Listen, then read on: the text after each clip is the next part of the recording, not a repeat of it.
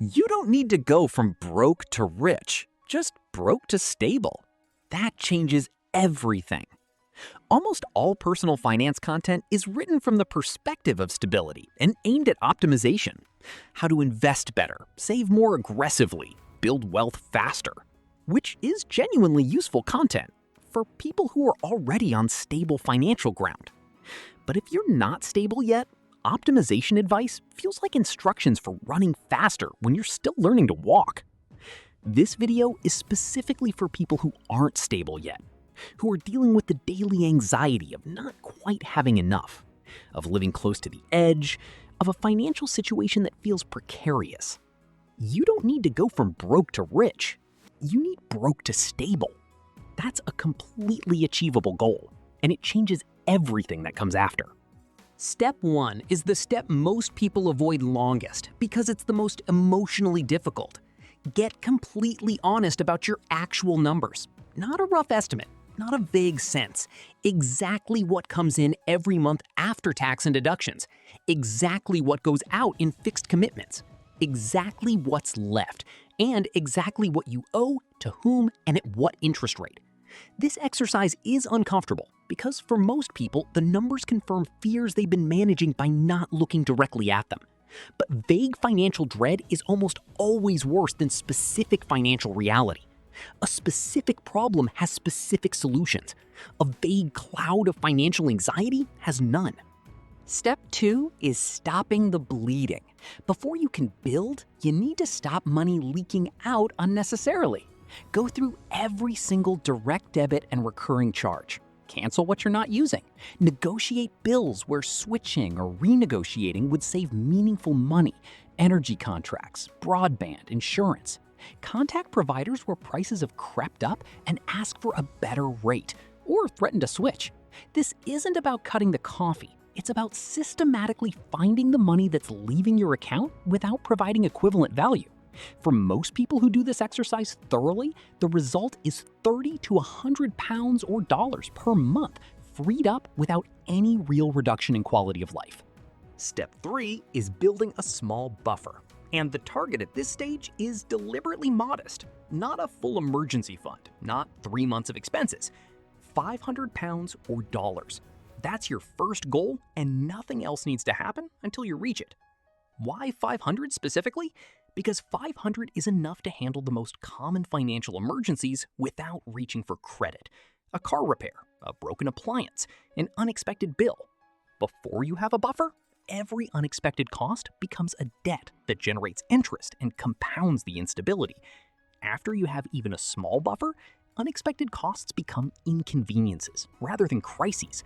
That shift from precarious to slightly protected is significant and immediate. Step 4 is stabilizing your relationship with debt, rather than trying to eliminate it immediately. When you're in the broke to stable phase, trying to aggressively pay down all your debt simultaneously while also building a buffer and covering essential costs is usually too much to sustain. A more achievable approach: pay the minimum on every debt, on time, every single time. This stops the damage without requiring large payments. Then identify the single highest interest debt or smallest balance debt that you'll target with any surplus. One focused debt, not all of them at once. The focused approach generates visible progress, which builds the motivation to continue. Paying the minimum on everything else prevents the penalties and credit damage that make the overall situation worse. Step 5 is establishing a simple, sustainable monthly rhythm. And the word simple is important. A system with too many accounts, too many categories, or too many decisions to make every month will not survive the first stressful month. The system needs to be basic enough that it runs almost automatically. On payday, a fixed amount moves to bills. A small fixed amount moves to savings, even 20 pounds. What remains is your spending money for the month. That structure removes most of the day-to-day financial anxiety because the important things happen automatically and predictably. You're not making 12 separate decisions about 12 bills every month. The system makes those decisions for you. Step 6 is protecting your progress once you start making it, because the broke to stable phase is fragile in the early months, and there are several common ways people inadvertently undermine what they've worked hard to build. A pay rise arrives, and lifestyle inflation immediately absorbs it before the buffer is finished. A windfall, tax rebate, birthday money, small inheritance gets spent on something enjoyable before it's had a chance to meaningfully advance the plan. An unexpected expense causes the saving habit to be paused and never restarted. Protecting progress means making explicit decisions about what any extra money is for before it arrives in your account. Plan the destination before the money lands, or it'll find its own destination. Broke to stable isn't a glamorous financial journey. There's no impressive number to post, no investment portfolio to screenshot, no dramatic transformation story. It's a quiet, patient, sometimes boring process of building the financial floor that most personal finance content assumes you already have. But that floor is everything.